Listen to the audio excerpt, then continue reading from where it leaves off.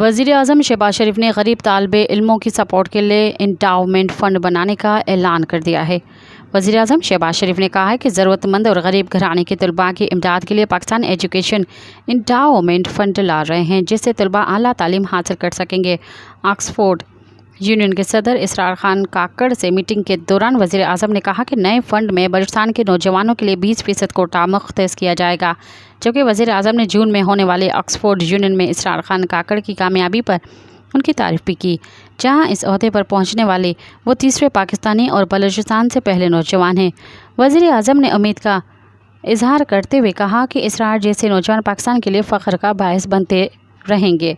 तालीमी कैरियर में स्कॉलरशिप्स हासिल करना और बलूचिस्तान के पसमानदा इलाके से ताल्लुक़ रखने वाले नौजवान का ऑक्सफोर्ड यूनियन जैसे इदारे के इलेक्शन जीत कर सदर मुंतखब होना एजाज़ की बात है। मज़ीद ख़बरन ऐं तफ़सीलात लाइ विज़िट कयो असांजी वेबसाइट www.awamiNewsHD.com ऐं ॾिसंदा रहो अवामी न्यूज़ HD।